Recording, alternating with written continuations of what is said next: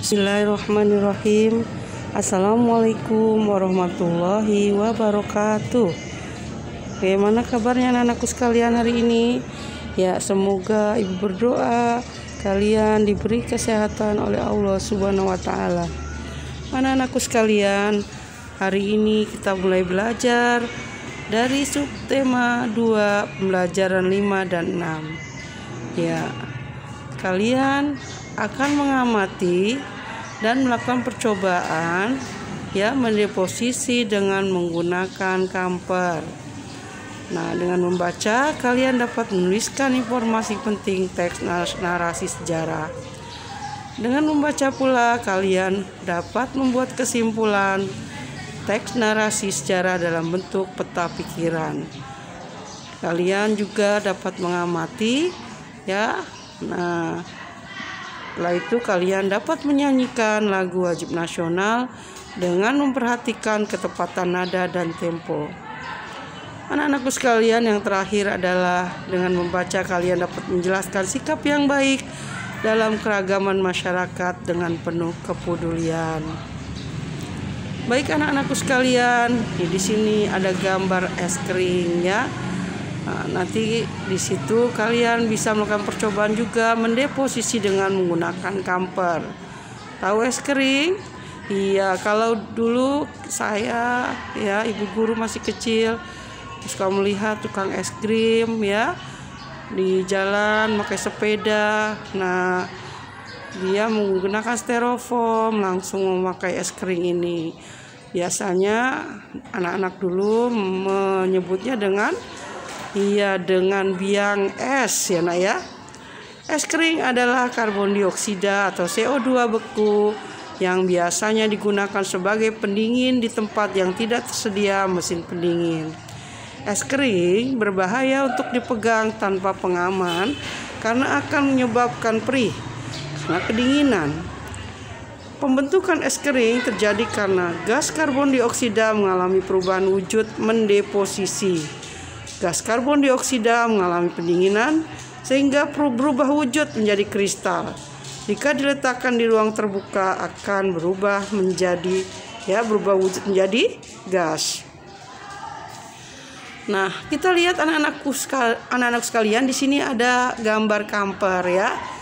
Perubahan wujud dari benda padat ke benda gas disebut menyublim. Proses mendeposisi atau mengkristal juga terjadi pada kamper ya nak ya. Nah, kita lihat percobaan di sini. Di atas kita tuangkan es batu, kemudian ada campuran di dalam toplesnya, ada campuran kapur barus dan pasir. Setelah itu ada tungku pemanas dari spiritus, bisa diganti dengan tungku dari batu bata ya. Selanjutnya anak-anakku, kalian bisa menuliskan informasi penting teks narasi sejarah. Ya, kalian bisa lihat di halaman 72 ya. Bagaimana perjuangan mempertahankan kemerdekaan Indonesia ya nak ya setelah proklamasi ternyata masih dilakukan oleh bangsa lain ya.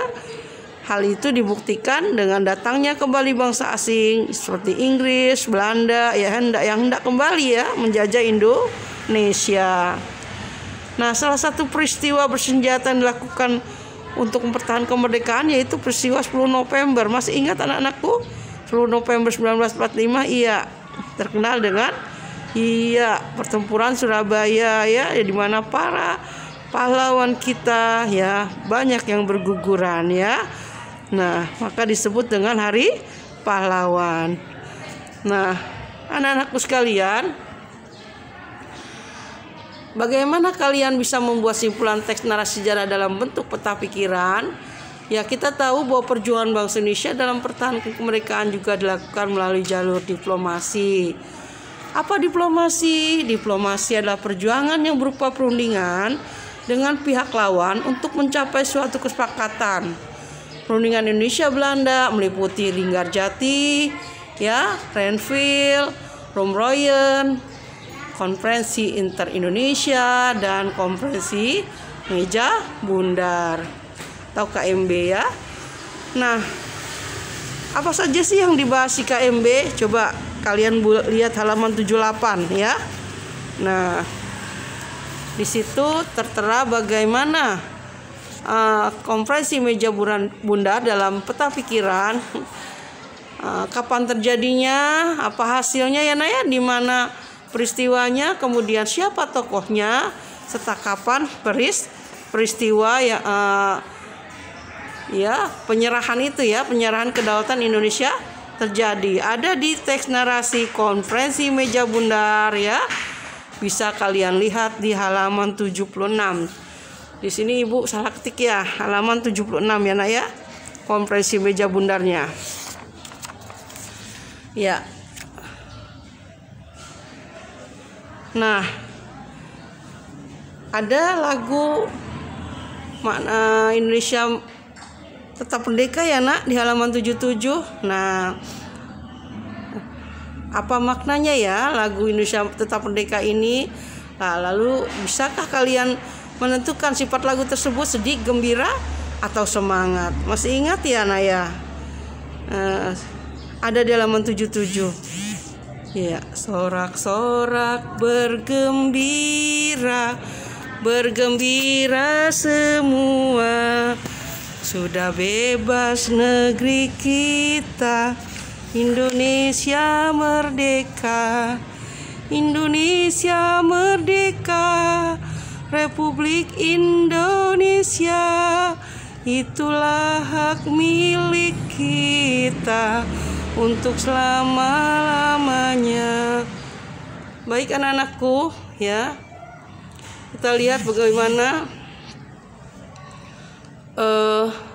di sini ada seorang orator ya Nak ya.